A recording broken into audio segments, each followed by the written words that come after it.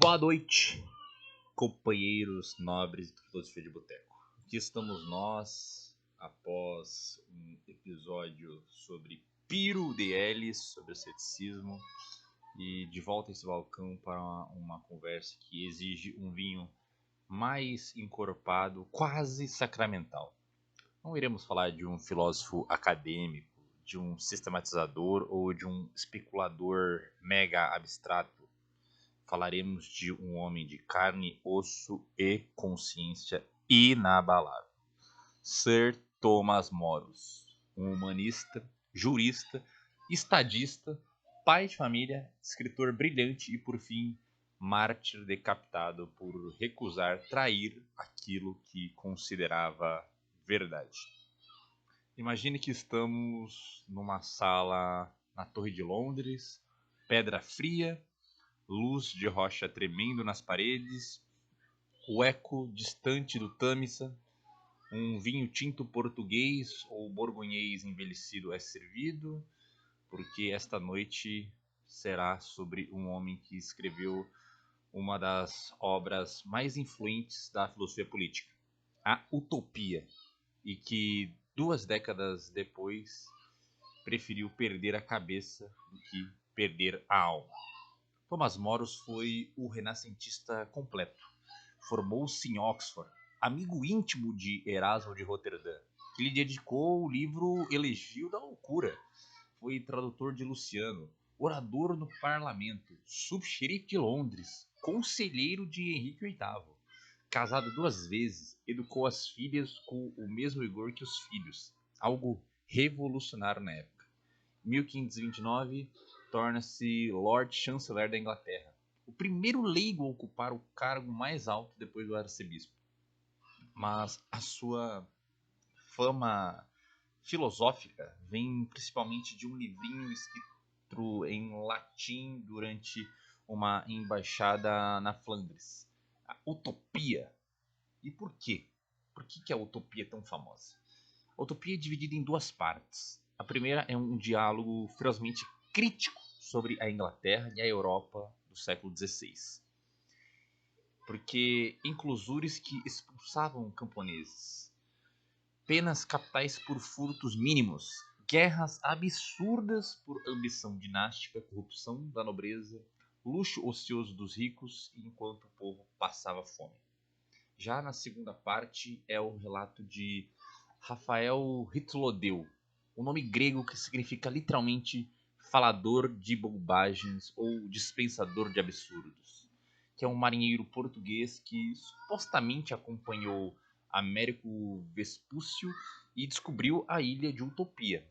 Lá não havia propriedade privada, considerada a raiz de todos os males. Tudo é comum e comunitário. Casas, refeições, roupas, ferramentas. O ouro e a prata são desprezados. Servem para fazer pinicos, correntes de escravos e brinquedos de criança. Cada cidadão trabalha 6 horas por dia, obrigatoriamente, em agricultura ou num ofício escolhido. O resto do tempo é dedicado a estudo, leitura, conversa, música. Não há advogado. As leis são poucas e claríssimas. A religião é tolerada em ampla diversidade, exceto o ateísmo militante, visto como uma ameaça à coesão cívica.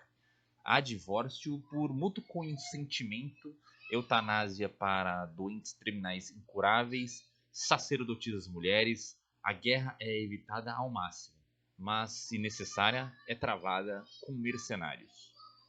E aqui que talvez resida a parte genial de Thomas Moros, a ambiguidade deliberada. O próprio nome utopia é um jogo de palavras, né, de grego. Em grego, outopos é lugar nenhum e eutopos é lugar bom. Então você fica nessa dualidade ambígua de lugar nenhum e lugar bom. A capital se chama Amarouto, cidade fantasmagórica. O rio principal se chama Anidro, que é sem água. E o governante se chama Ademo, que é sem povo. Rafael Itilodeu é um narrador não confiável por definição. Quase um Dom Casmurro renascentista. No diálogo, o personagem Moros, que é o próprio Moros fictício, Apresenta objeções conservadoras e cristãs à abolição da propriedade privada e ao comunismo utopiano. Argumenta que sem incentivo individual, ninguém trabalharia com afinco, que o orgulho humano destruiria a igualdade. Então, utopia é uma proposta séria ou uma sátira? Os intérpretes dividem-se nessa interpretação, nessa hermenêutica, há diversas décadas e séculos. A leitura mais persuasiva é que Moros usa a técnica luciânica do sermo fictus, é o discurso fictício, para fazer uma crítica indireta e segura da Europa cristã. Ao descrever uma sociedade pagã, racional e sem propriedade privada que alcança justiça, paz e felicidade coletiva, Moros envergonha a cristandade real, cheia de guerras religiosas, ganância clerical e desigualdade brutal. Utopia talvez funcione como um espelho. Mostra o que a razão humana pode alcançar sem a revelação, e ao mesmo tempo revela os limites dessa razão sem graça. A verdadeira utopia cristã não está em uma ilha geográfica, mas talvez na cidade de Deus agostiniana ou na reforma moral profunda da cristandade. Em 1529, Moros aceita o cargo de chanceler, após a queda de Wolsey.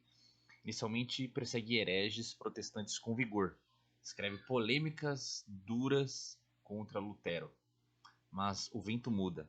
Henrique VIII quer anular o seu casamento com Catarina de Aragão para se casar com Ana Bolena. Papa Clemente VII nega a dispensa. Henrique então rompe com Roma e em 1534 o ato de supremacia proclama o rei chefe supremo da Igreja da Inglaterra. Nasce aí o anglicanismo. Moros renuncia ao cargo, alegando saúde. Recusa-se a prestar juramento que reconhece a supremacia real em assuntos espirituais e a legitimidade do novo casamento. É preso na Torre de Londres. Passa 15 meses na prisão, escrevendo obras de consolação espiritual. No julgamento, em julho de 35, declara calmamente: em matéria temporal, o rei não pode reivindicar supremacia sobre a igreja, pois ele não é, nem pode ser, o chefe da igreja de Cristo. Condenado por traição, é decapitado em 6 de julho de 1535. Suas últimas palavras no cadafalso: I die the king good servant, but God first. Eu morro como um bom servo do rei, mas primeiro Deus. Na nossa época, Thomas Moros continua a nos interpelar de formas inesperadas. A utopia inspirou muitos socialistas utópicos, Fourier, Owen, como também críticos do totalitarismo, que veem nela um modelo autoritário disfarçado. Seu diagnóstico de propriedade privada como raiz da injustiça ecoou em debates modernos e contemporâneos sobre economia e desigualdade. Mas é o mártir da consciência que fala mais alto ao nosso tempo. Em um mundo de pressões ideológicas, cancelamentos, leis que exigem conformidade em questão de crença profunda, seja religiosa, ética ou antropológica, Thomas Moros lembra que há linhas que um ser humano íntegro não atravessa. Não por fanatismo, mas por fidelidade à verdade tal como a entende. Foi canonizado em 1935, proclamado patrono dos governantes e políticos por João Paulo II no ano 2000. Moros é um raro exemplo de intelectual que levou a filosofia à prática extrema. Preferiu a morte coerente à vida incoerente. Então, brindemos esta noite a Thomas More, homem que imaginou uma ilha perfeita e escolheu uma morte real para permanecer fiel à sua consciência. Ele nos ensina que a verdadeira utopia não está em lugar nenhum desse mundo, mas na coragem de dizer não quando tudo e todos exigem o sim.